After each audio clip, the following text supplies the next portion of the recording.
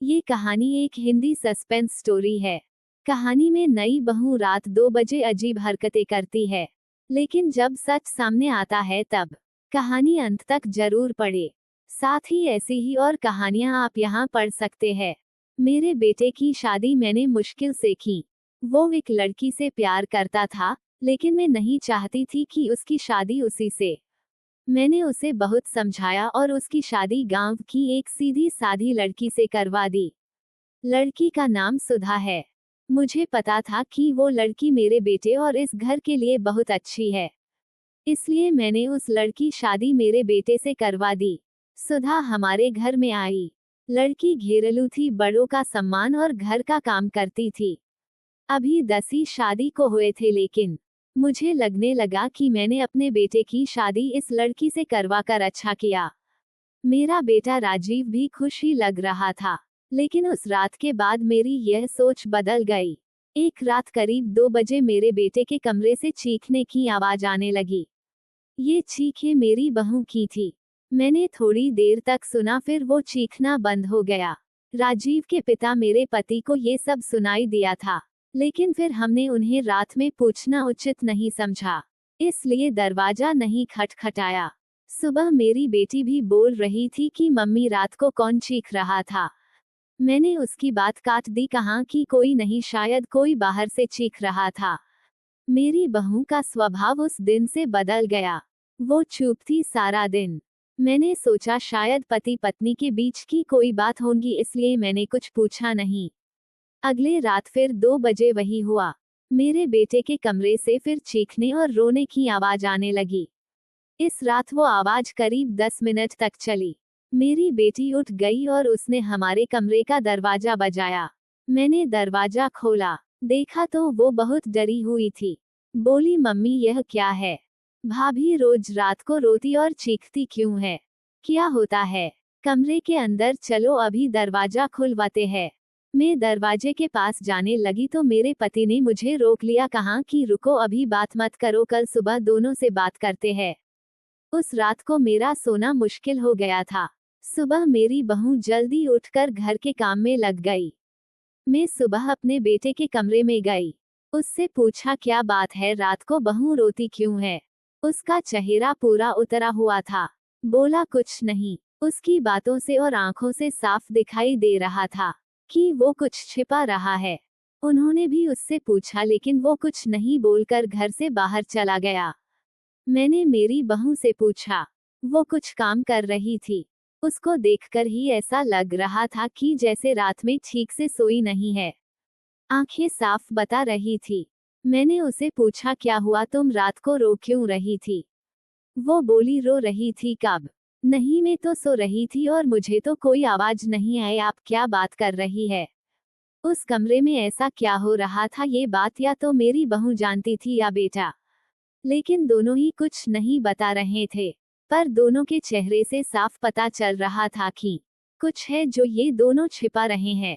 लेकिन क्या? अब जब भी रात आती मुझे नींद ही नहीं आती, क्योंकि आधी रात को फिर वही होता। बहू जोर से चीखती और रोती। मेरे मन में कई सवाल थे, क्या होता है उस कमरे में? फिर एक रात करीब 2 बजे मेरे घर में वो हुआ जो मैंने सोचा भी नहीं था।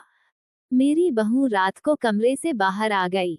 उसके कपड़े कहीं भी जा रहे थे, उसे कुछ होश ही नहीं था।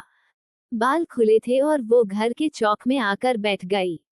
जोर से चीखने और रोने लगी। हम सभी घर वाले बाहर आ गए। मेरा बेटा भी कमरे से डरा हुआ बाहर आया। बहू की ऐसी हालत देखकर हम सभी डर गए थे। मैंने मेरे बेटे से पूछा कि ये क्या है? वो बोला, बस माँ देख लूं, ये रोज रात 2 बजे ऐसे ही किया करती है। मैं आप लोगों को क्या बताता। सुबह जब उसे पूछता हूँ तो उसे कुछ याद ही नहीं रहता है। बोलती है, मैंने तो कुछ नहीं किया। बहू जब थोड़ी देर बाद शांत हुई तो मेरा बेटा उसे कमरे में ले गया और सुला दिया। मैं सोच रही थी कि ये क्या है। मैंने मेरे बेटे को कहा कि तू उसे उसके घर छोड़ आना, सुबह मैं उसकी माँ से बात करूंगी। सुबह होते ही मेरा बेटा उसे कुछ बहाना करके उसके घर छोड़ आया। मैंने उसकी माँ से बात की। उसकी माँ ने कहा कि ये क्या बोल रहे हैं, मेरी बेटी बिल्कुल ऐसा नहीं करती है। मैंने जो सोचकर राजीव की शादी उससे की थी वैसा हो नहीं सका। बहू को छोड़े अब 20 दिन हो गए थे। इस दौरान उसके घर से फोन आता रहा लेकिन मैं टालती रही। मेरा बेटा भी कह रहा था कि मेरे वो दिन कैसे निकले हैं मैं ही जानता हूँ। मैं उसे वापस नहीं ला सकता। कहीं उसने मेरी जान ले ली तो क्या करोगी। मैंने उस पर फिर ज्यादा दबाव नहीं डाला, पर मैं अपने आप को कोस रही थी कि मैंने अपने बेटे की शादी उस लड़की से क्यों करवा दी। अब मेरे घर में कोई नहीं चाहता था कि वो वापस आए।